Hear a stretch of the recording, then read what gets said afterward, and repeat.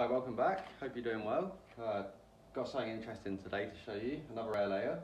This is on a Taxus baccata, or a yew tree. This original tree I kind of wanted for the roots down here. You see it's got already the start of a nice naberi. And again, this flares out under the soil. I've done a lot of the root work to this already as well there, to kind of just, manage what we initially started with. So I feel like there's something good and usable down there. However, I didn't want to just waste this whole top. So obviously where this splits off into three, where with the height of the, the position of where that is, it's not really going to be very usable. Probably cause like a kind of a lump there as well that wouldn't look right. So like I say, yeah, instead of wasting it, we set about air layering it. I hadn't done a yew tree before. Obviously you read up, they're quite viable for air layers. And this was probably done, mid-April, something like that. And as you can see, it's just full of roots now. So kind of ready to cut. Now this one had been getting a little bit wet at times. Obviously quite hard to tie this off up here, but doesn't seem to have hindered it. I think because roots had popped out before it got too wet, it sort of just drunk the water up and pushed new roots out. This side doesn't look as full, but there's more in the bottom there. And they've actually broke through the plastic in places as well, so I think this is definitely ready to cut off. More than happy to part it and see what we've got going on in there. So we'll make a start on this, and because it's going to be a really awkward cut and I kind of want to preserve some of what we've got here, we'll try and tie this stuff out the way best we can. A few branches here we'll never be able to save. I think this probably wants to come down here somewhere, or as long as we can preserve either side of this. There's two options there still, so that's pretty good. And with yew trees, they throw buds out everywhere, so there won't be an issue. As long as we've got some foliage here to keep these roots alive, we can redesign, we'll let both of these parts rest up, recover, and then we'll look at going forward with them. So first of all, like I say, we'll try and tie some of this out the way, because we do want some of it, potentially. Some good growth there, and yew tree's really flexible, so nothing's too set in its ways here, I don't think. I think what we'll do, we'll make a little hole in this pot.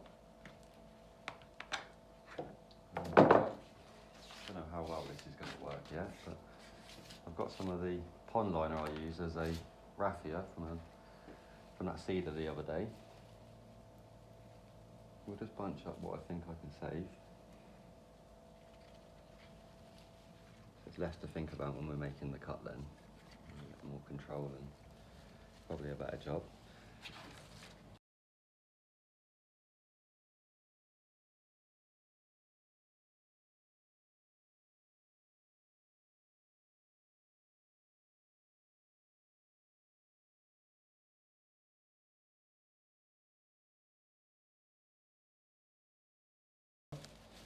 So that's that out of the way.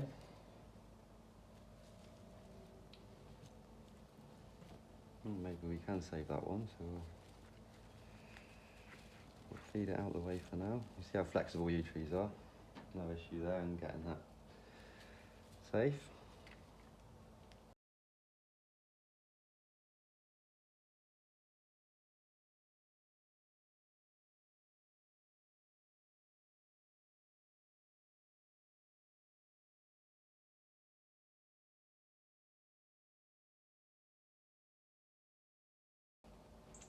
There's a bit of clarity now, at least. So I don't think we really want any of these ones. So I think we can stick to what we've got there. I think we'll make a cut. Just sever that from the top there.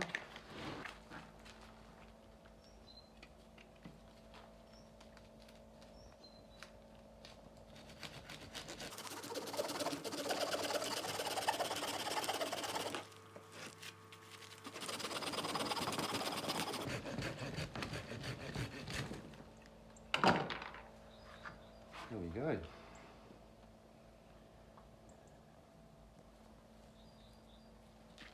Pull them roots in there. This is the real reason I'm cutting this now, because I don't want that getting any more crazy in there, really. So we've got a lot of deadwood there that we can leave as an option. We can have something there. As close as I can cut it to the layer there.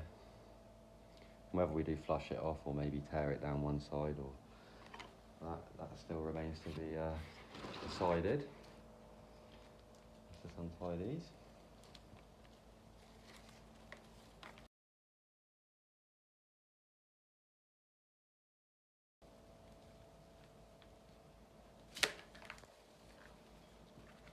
There we go. So all that remaining foliage is intact there.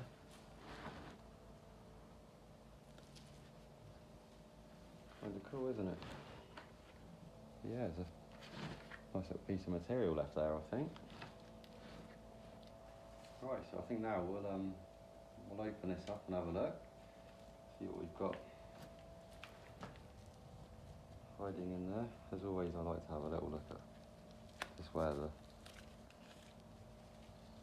top of the naviri starts. And maybe just untangle a few of these little roots. A few have got chopped with a saw there, but that was inevitable.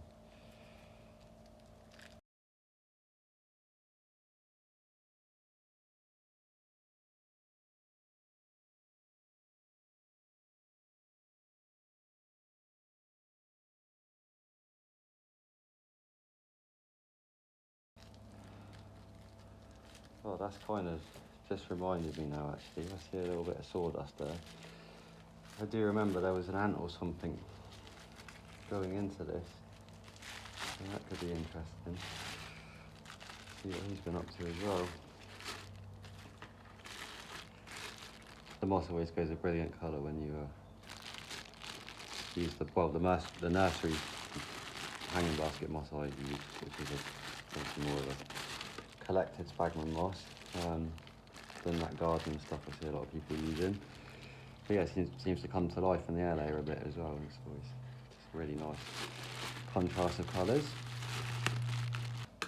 They were so healthy, this yew tree, for what it's been through this year, I must say. So, look at that. And you can see it's still pushing out new ones from inside, so these have hit a point and it's obviously firing more out. Look at that. I say it isn't very old, this layer, for quite a chunk of yew there.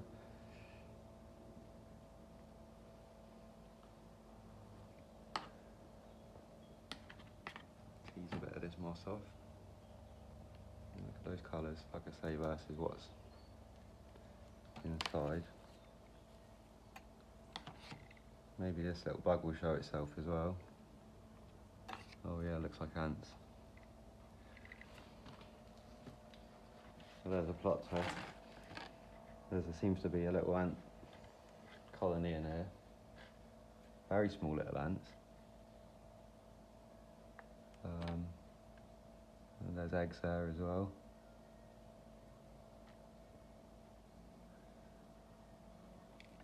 Unfortunately, these ants have picked the wrong place to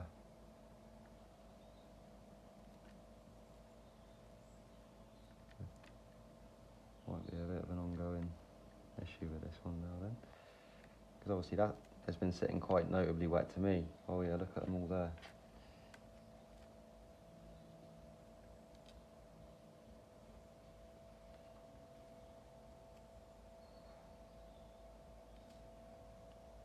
So we've basically got a little ant colony in here. Look at all that.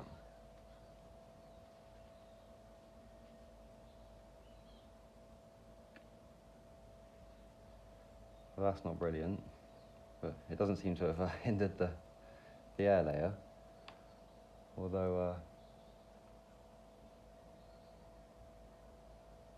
it does make it a pain to work around now. And you feel a bit bad about that, to be fair. But they're in the wrong place, so we'll leave the moss to one side and they can move the eggs, and hopefully they can re-establish a little colony out of what they got there.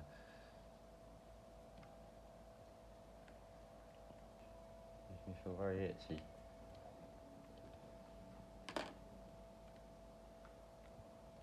Well, I wasn't expecting that. But maybe there's been a little bit of symbiosis between these ants and this yew tree, because like I say, it air-layered ever so quickly, and you see the vigour in those roots. So I saw a bit of sawdust at the top of this once, and kind of watered it off and thought not much more of it.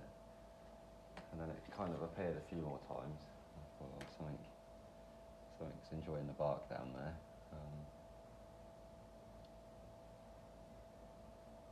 But this isn't what I was expecting to see at all. And that looked to be the queen ant there, I do believe. There you are. That's the queen ant. That one just there.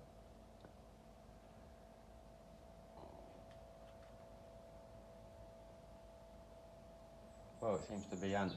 Seems to be a bit of a subject on this channel. Obviously, I showed you that little clip before of the ants just farming acreage on some of my bonsai material. And here we are again. They've set up a home in an air layer. But nevertheless, it's a good air layer. This route here, this is why I like to unpick these moss balls a little bit, especially when you've got chaos like that going on. This is just covered in ants, so we won't get too involved. Roots like this, you see, they're just no good, so we can either try and move it, but being an air layer, you know it's going to snap because it's a water root almost. And that will go down if it doesn't snap.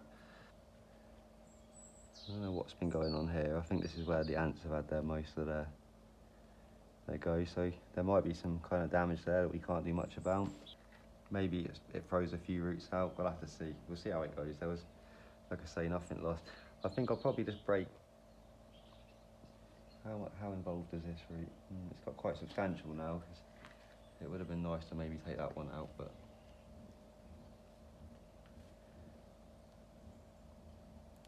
yeah, I think I'm gonna take those two out there. That works better, so if we keep that like that.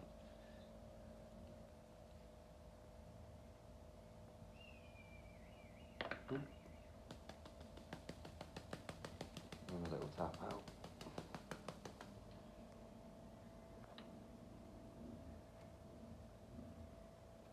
They definitely create some of the moss to rot. There's definitely a bit of a smell to this as well, so air layers shouldn't smell kind of rotten or mouldy. But the roots are healthy, so like I say, it's something between the ants and this tree, they've got on quite well. Yeah, so they really took it upon themselves to nibble into the little bit of bark or the edges of where I ring barked it. Some of it would have obviously died off at the bottom, and they've carried on that process. I've almost channeled out a bit of that in there. But that could be a really gnarly base in the end. You know, it's early days, there's plenty of roots here. Again, I'll take that root off there, poking up. I feel there's plenty of larger roots here, and they're there again. This is nice, so that's the reason I like to open them up like this, and I haven't lost any air layers playing with them like this really, unless they haven't got enough roots to start with, and then you're always going to fail. So yeah, kind of interesting. Maybe we can do something with this. We can shorten these early and kind of get them to travel out a little bit. But just something for free there, so it's a piece of material for nothing, and an ant colony chucked in. Tap that off, see if we can get some of them final ants out of there. Right, so we've cleaned up the air layer and the moss ball best we can, got rid of as many of them ants as I can. I've just put the tray out by the hedge so they can move home if they like. For potting up, it's quite simple with this really, just while we're in this kind of recovery stage. I've just got some crocks in there, just for a little bit of added drainage, and the way that they kind of wick the moisture out from the bottom. I think terracotta is always good to grow around, especially with you know, temperamental cuttings and air layers like that. So there's that there. I've just got some kind of sandy compost grit, all that kind of mixed in there. Looks like we've got a wasp now as well. We've got it all going on today. all the wildlife come to visit. So put that in there, we'll just settle that in. Just going to mound it up a little bit so we can encourage those roots down.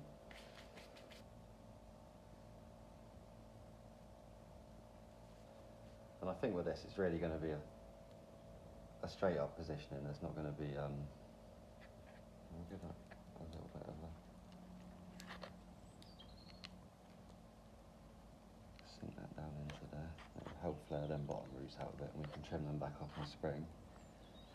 So yeah, I think that it's going to be a straight, an upright planting. There's no point angling it. The berry is really nice how it's coming round, and then we'll look at parting these trunks, doing something with them next once this is recovered. I'm just going to backfill around that. Use the weight of the soil just to anchor any roots out the way. I will not be firming this down or anything. I'll literally be backfilling it how you see here, and then giving it a little tap down and allowing the watering to do the rest. No top sticking either required, because these roots are so fragile they don't require any of that kind of treatment at this stage. And I've got no doubt that soil, because it's nice and loose, would have fell between all the gaps. So there's that. So I just really lightly grip the tree. This is something I always do with trees, and it seems to work quite well. I just lightly grip the tree and the pot together and give it a little bang down. And I'm just going to secure it with a little piece of thin wire and a piece of electrical tape sleeving. Electrical wire sleeving, sorry.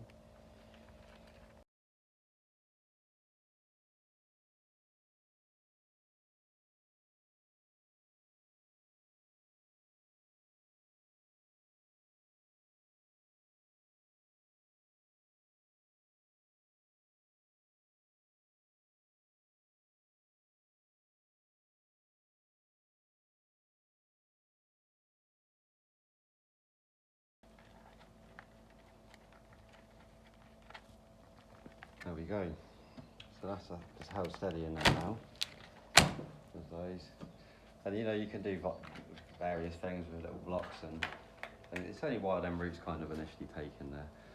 But either or the other, just make sure you tie these down if they're larger like this. And then, I do like to sometimes just take a little bit of foliage off them, but nothing too crazy, because it needs a reason to kind of throw new roots out and put them roots to use. And you can see there's little buds all over this as well. So even though it was an air layer, it was actually really healthy. That's normally a good way of seeing if you're struggling to see roots in mass, and then obviously little buds start forming and swelling again. Especially with elms, I've noticed it. It's a good sign that roots are on the way, or are gonna it's gonna like sort of up the effort, as it were, and put more out. But yeah, buds are always a good sign, with air layers, and new growth as well, especially. This one actually broke bud and flushed as it would, surprisingly, after I'd air layered it. So I don't want to saturate it, but I'm just going to give it a little drink, just to undo that shock a little bit of what we've just done. And yeah, we'll pop that in a kind of shady spot. A little bit of morning sun would be great for it. But I found these use, once you've mucked around with the roots, if you keep them in a kind of dapple shade, they do a lot better than exposed to bright light. Especially if you've exposed foliage that hasn't been used to the strong sunlight, it will certainly brown off and drop that at least. But there we go. And there's obviously the parent plant there. A couple of nice bits there. Probably a good front here, to be fair, so we might have to thicken one of these up or get a new one, or create a dead wood with this, or cut it flush. There's a few, I'm going to have a think about that one. I'm not just going to rush into it. But yeah, 2 for 1 there. 2 nice pieces of material. A little one, a bit awkward this one again, but maybe 3 will actually look really quite nice. It's a shame this one's not a little bit smaller than this one. But we could chop one back and grow one on and kind of get that illusion going. So yeah, really pleased with that. A good result. Well, thanks for watching. I hope you found it useful. Definitely, if you're thinking about air layer in a year, or you've got one that isn't a great rootstock, but there's a nice piece on it, give it a go. It's fairly easy. I would say do these earlier in spring, like I did here with these, like mid-April, April time sort of thing. one of the first things I did airlayer this year actually, so no, really good result. Well, like I say, thanks for watching. If you could like and subscribe, that'd be really handy for us, and we'll see you in the next one.